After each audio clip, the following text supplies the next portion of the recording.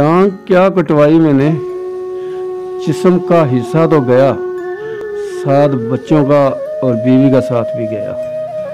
तो मिसेज जो आपकी वो क्यों चले गई? माशाल्लाह इतने प्यारे बच्चे हैं, उनको छोड़ के कैसे जा सकती हैं वो इसी तरह छोड़ के चली गई। वो कहने लगी कि अब ये माजूर है, इसके साथ रहना मेरे लिए बहुत मुश्किल है, मैं ये बच्चों के लिए कैसे कमाऊँगा। अगर एक आदमी की जुमेरात को टांग कटती है तो और जुमे वाले दिन छुट्टी लेके अपने काम पे आकर बैठ जाता है बीवी बच्चों के लिए, तो वो कैसा समा होगा जो टांके रात को लगे हैं, सुबह मजदूरी पे बैठा हूँ।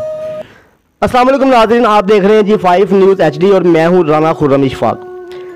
मियाँ बीवी गाड़ी के दो पहिए होते हैं और ये ज़िंदगी को चलाने के लिए, इस गाड़ी को चलाने के लिए दोनों पहियों का सही होना बहुत ज़रूरी होता है। अगर एक पहिया भी ख़राब हो जाए तो ये गाड़ी चल नहीं सकती। यही काम आज मैं एक ऐसे घर में मौजूद हूँ, मेरे साथ ग़ुलाम मुस्तफ़ा साहब मौजूद हैं। यही हालात इनके साथ बने कि इनकी मिसिस जोन्स हैं वो इनको छोड़ के चले गई, इनकी टांग कट गई। क्या ऐसे हालात बने, किस किस तरह इन्होंने किस मुश्किलात का सामना किया।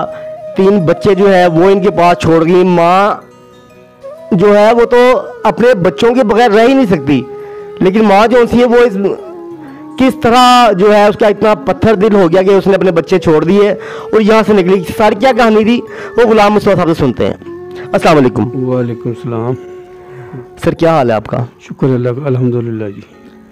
अच्छा सर, मुझे ये बताएं कि क्या सारा मामला बना है, ये टांग किस तरह कटी है आपकी? ये टांग कुछ 20-25 साल पहले ना एक्सीडेंट हो गया था, उसकी वजह से अब कोई 2-2.5 साल पहले आगे कोई इसके नीचे दाना निकलने की वजह से कैंसर हो गया था। कैंसर होने की वजह से मुझे मजबूरन ये कटवानी पड़ी। टांग क्या कटवाई मैंने, जिस्म का हिस्सा तो गया, साथ बच्चों का और बीवी का साथ भी गया। तो मिसेज जो आपकी वो क्यों चले गई? माशाल्लाह इतने प्यारे बच्चे हैं, उनको छोड़ के कैसे जा सकती हैं वो इसी तरह छोड़ के चली गई। वो कहने लगी कि अब ये माजूर है, इसके साथ रहना मेरे लिए बहुत मुश्किल है, मैं ये बच्चों के लिए कैसे कमाऊँगा। अगर एक आदमी की जुमेरात को टांग कटती है तो और जुमे वाले दिन छुट्टी लेके अपने काम पे आकर बैठ जाता है बीवी बच्चों के लिए, तो वो कैसा समा होगा जो टांके रात को लगे हैं, सुबह मजदूरी पे बैठा हूँ। लेकिन वो औरत ने फिर भी एहसास नहीं किया। तो कितना अर्सा हो गया आपकी शादी को? मेरी शादी तकरीबन ये मेरे साथ 11 साल रह के गई है।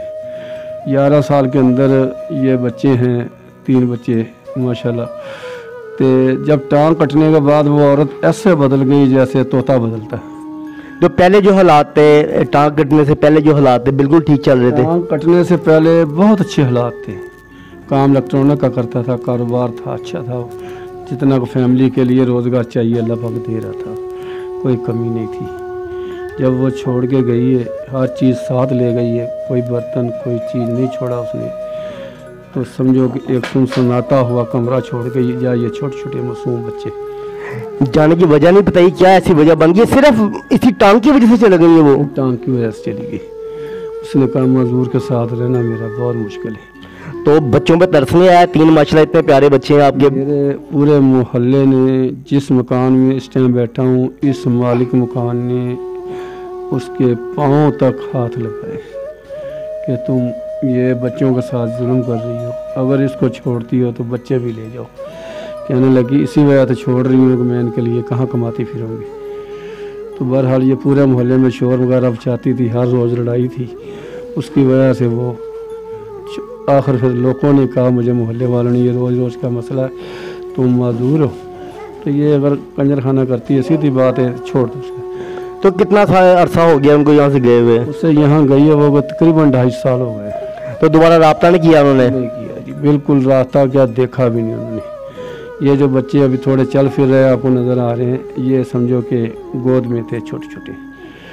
तो काम मेरा बंद हो गया था। मैंने क्या किया, फिर कोई थोड़ा बहुत सामान जो मैंने रखा हुआ था वो बेचना शुरू कर दिया। बेच बेच के अखीर होगी, आखिर मेरे पे ये नौबत आ गई तो मैंने इनको फीटर भरे पानी के पिलाने शुरू कर दिए। 10 दिन में लगातार पानी पिलाए, ये उल्टियाँ करते रहे लेकिन पिलाता रहा। फिर ये एक किसी ने कहा कि ये बच्चों को इस तरह मारेगा। मारने का मकसद कहा कुछ 10-20 देने की बजाय ऊपर से ये कहा ये मारेगा। जब देख रहे थे तो बस देख ही रहे थे, कुछ कर नहीं रहे थे। जी तो नाज़रीन, मैं ये स्टोरी मैंने सुनी है, मैं खुद परेशान हो गया। माँ जो उनसी होती है वो तो बच्चे आधी रात को अगर बच्चा पेशाब कर देता है, जगह गीली हो जाती है, माँ खुद गीली जगह पे आ जाती है और बच्चा जो है उसको सूखी जगह पे कर देती है। किस तरह की माँ थी जो अपने 3 बच्चे, छोटे छोटे बच्चे थे। अभी आप देख रहे हैं बच्चों को इतनी अभी सेंस भी नहीं है। यहाँ हमारे साथ बैठे थे, अभी उठ के पीछे चले गए हैं, खेलने लग गए हैं। उनको नहीं पता कि मतलब है कि हम एक प्रोग्राम करने आए हैं, उन्हीं के लिए यहाँ पर आए हैं। बच्चे तो वैसे ही मासूम होते हैं। तो आपके कोई रिश्तेदार, किसी ने आपकी इमदाद वगैरह नहीं की? रिश्तेदार जो हैं वो एक भाई था, वो फौत हो गया पहले ही। एक बहन थी, वो बाल बच्चेदारों थी, वो तो खुद मजबूर थी। तो इसलिए ना मैंने उससे रब्ता किया, ना मैंने किसी को कहा, क्योंकि मैं सफ़ेद पोश आदमी हूँ। नूर जहान अच्छू मियाँ उसका बेटा था, उसके साथ काम किया। मैं एक सरकारी नौकरी भी की है मैंने मोटरवे पे। फिर पहले मैं फ़िल्म इंडस्ट्री में अपना नूर जहान के बेटे अच्छू मियाँ के साथ करता रहा हूँ। नूर जहान की हलाकू खान ऑपरेटर था, वहाँ था। कैपिटल सैलमे में हेड ऑपरेटर था, वीनस सैलमे में हेड ऑपरेटर था। बड़े यानी वक्त डाले, लेकिन कुछ हालात अच्छे थे, बहुत अच्छे थे। तो ये जो आप अब जिस मकान में रह रहे हैं, तो ये आपका अपना मकान है या किराए पे है? ये मेरा नहीं है, एक यहाँ पर रज़ाई है उसका मकान है, उसके किराए में रह रहा हूँ, जिसका किराया इस वक्त 5,500 रुपये। तो ये किस तरह आप अपना गुजारा कर रहे हैं, किस तरह किराया निकालते हैं? ये अभी थोड़े दिन हो गए, एक चैनल वाले आए थे, लेकिन एक पहली बात तो मैं ये करता हूँ कि जिन लोगों ने मेरी थोड़ी बहुत ही जो मदद की, अल्लाह पाक उनको तंदुरुस्ती सेहत दे और सदा खुश रहें, क्योंकि ऐसे लोगों से पता नहीं ये मुल्क चल रहा है, इनकी दुआओं से। और सबसे पहले ये नहीं कहना कि मीडिया वाले मेरे पास बैठे हैं, तो मैं इसलिए कह रहा हूँ, खुदा की कसम, ये मीडिया वाले कहीं पीर फकीर होते ना तो इनके हाथ चूम लेते, या अभी भी चूम ले। इसलिए किसी भी मेरे जैसे मजदूर की या माजूर मुस्लिम बच्चों की ये हमारी आवाज़ आप तक पहुँचा देते हैं। जो हकदार हैं या असल हैं उनके लिए ये करते हैं। वो मेरे पास आए, मैं उनको अस्सलाम करता हूँ, उनकी वजह से आज थोड़ा बहुत मेरे बच्चे दूध पी रहे हैं। हुकूमत वक्त को क्या मैसेज देना चाहेंगे? मैं ये कहना चाहता हूँ, अगर कोई हुकूमत या कोई अफसर या कोई अल्लाह का बंदा जिसको अल्लाह पाक ने बहुत ज़्यादा दिया हुआ है, रमज़ान भी आ रहे हैं, अगर इनके सदक़े मेरी कोई मदद करें तो मेरे बच्चों की पढ़ाई, मेरे बच्चों का स्कूल, ये मुस्तबिल मैं बना सकता हूँ। अगर आप ये रमज़ानों में या अभी कुछ मेरी मदद करें, अल्लाह पाक आप बहुत ज़्यादा देगा, आपके खजाने में कमी नहीं आएगी। तो बहुत बहुत शुक्रिया आप लोगों का कि अल्लाह की तरफ से अगर मेरी आवाज़ आपकी तरफ आ रही है, तो मैं मजबूर आदमी हूँ, जो मेरे साथ तावन करेंगे तो अल्लाह पाक आपको इसका अज़र देगा।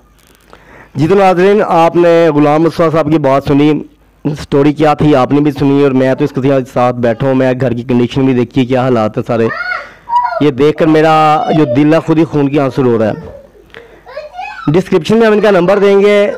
कोई साहिब हैसियत बंदा, ये किसी एक बंदे पे बर्डन डालना नहीं चाहते हम कि एक बंदा इनकी मदद करे। कोई साहिब हैसियत 2, 4, 5 बंदे जो मतलब है इतनी इस्तात रखते हैं, इनकी मदद लाजमी करें, क्योंकि ये वो सफ़ेद पोश इंसान है। ये हम इस तरह, हमारी ये वीडियो बनाने का मकसद सिर्फ ये होता है कि ये जो लोग हैं ये वो सफ़ेद पोश होते हैं जो किसी के आगे हाथ नहीं फैला सकते। अगर कोई इनकी मदद कर सकता है तो इनकी मदद लाजमी करें। हम डिस्क्रिप्शन में इनका नंबर लाजमी देंगे।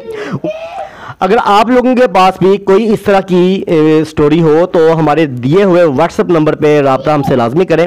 इसके साथ ही अपने मेज़बान राना खुर्रम इशफाक और टीम G5 न्यूज़ HD को इजाज़त दें। अल्लाह हाफिज़।